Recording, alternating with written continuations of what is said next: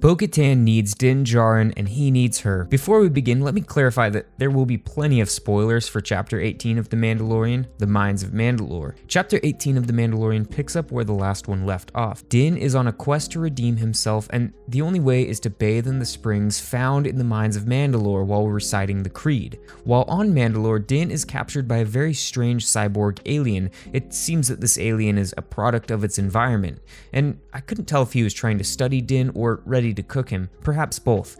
But Grogu is able to save the day when he returns to Bo-Katan on Kalavara using his Jedi skills he learned from Luke. The last time we saw Bo-Katan, she was less than thrilled to see Din Djarin, and when her droid informs her of an unexpected visitor, she says, essentially, let's finish him once and for all. She's ready to kill him. When she sees that it's just Grogu pleading for her help, she decides to go to Mandalore and rescue Din. So what is the change of heart? It seems in a matter of a couple moments, Bo-Katan went from ready to kill Din to ready to save him. Din Djarin has the Darksaber. Traditionally, this was the key to ruling Mandalore. We left Season 2 expecting that Bo-Katan would be an antagonist for Din Djarin because she believes Din swiped the saber from under her. This led to her plans of reclaiming Mandalore essentially dissolving. And I think that Season 3 will play on that a bit, but will ultimately take Bo-Katan's character a different route, and Din Djarin is the key to that. So while she jumps in to save Din Djarin from the clutches of this cyborg, probably so that he could be in fighting shape for her to eventually take the Darksaber from him, there's a theme running throughout this episode that I think maybe hints at perhaps a different fate for Bo and Din's relationship. These two characters are incredibly contrasting, and this contrast I think shows why they might need each other. First, Din demonstrates an unwavering faith in the way of the Mandalore that is a direct contrast to the cynicism that oozes from Bo-Katan while she gives Din the full tour of what's left of Mandalore. The episode highlights that Bo is hurt and no longer believes, or at least no longer has hope in the ways of her people.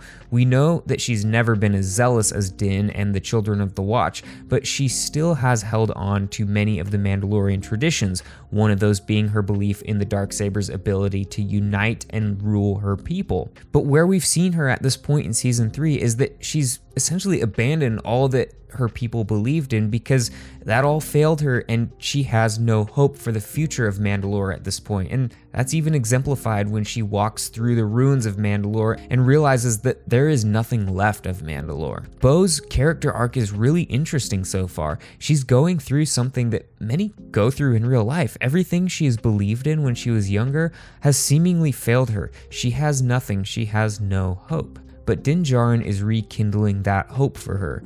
The dynamic of Din's unwavering faith next to Bo's shattered faith is proof that she needs him just as much as he needs her, though at this point neither of them would likely admit that.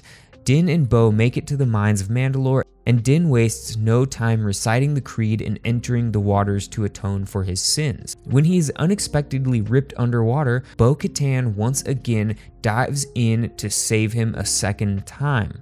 It would have been easier for her to let him die and maybe take the Darksaber for herself. But again, remember, it's not the Darksaber itself, it's the legend behind the Darksaber that gives it its power. But anyways, she saves him because she needs him. On the surface, she needs him so that she can defeat him and take the Darksaber. But I think below the surface, there is something more that may even be the opposite of killing Din. The Darksaber has seemingly been the key to leading Mandalore. I think the events are clearly in motion to set up Din as the next ruler of Mandalore, but I don't think he wants to rule Mandalore. This again is another contrast of the two characters. Throughout Bo's story, it seems that things have been going against her when it comes to ruling Mandalore, but she still sees it as her birthright. While in the waters of the mine, Bo-Katan comes face to face with the legendary ancient mythosaur, which was thought to be extinct long ago. If you didn't know, this giant creature is the inspiration for the Mandalorian logo that Boba Fett wears, but more importantly,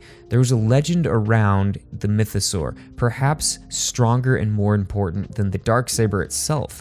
The armorer told Din that songs of eons past foretold of the mythosaur rising up to herald a new age of Mandalore. Bo also reads a plaque recounting this legend of the mythosaur and Mandalore the Great's taming of it. Once again, her cynicism gives way to her shattered beliefs as she scoffs through reading this plaque. Meanwhile, Din says nothing and begins to repent for his sins. So the theme that comes through in this episode is a contrast of her shattered faith next to his unwavering faith. Bo-Katan needs Din for her faith in the Mandalorian way to be restored. Now, she's not going to have a faith like the Children of the Watch, but she does need to have hope for the future of her people, and I think Din Djarin is key to helping her get there. Now, do I think that she'll be the one to rule Mandalore when it's all said and done? I don't know, but I think that more she is around Din and the more that these legendary prophecy-like things happen to him, she's not going to be able to deny his ability to unite her people and usher in a new age for Mandalore.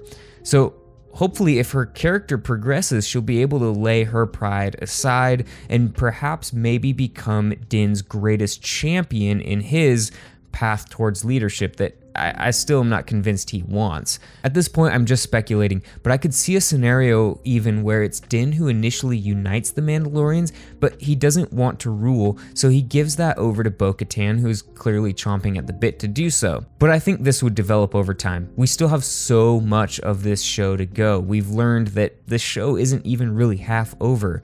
So I could see a world where Din's character develops to where he becomes a leader of Mandalore, unites the people, and perhaps maybe Bo-Katan develops to be somebody who is more fit to lead and is able to take that from Din in a diplomatic way, maybe without killing each other for the Darksaber. And I do think that Bo-Katan would be a great ruler for the people of Mandalore. She's somebody who has gone through the ringer and has come out a balanced Mandalorian with hope for the future of her people. That's assuming that she continues to grow and develop as a character, which of course she will.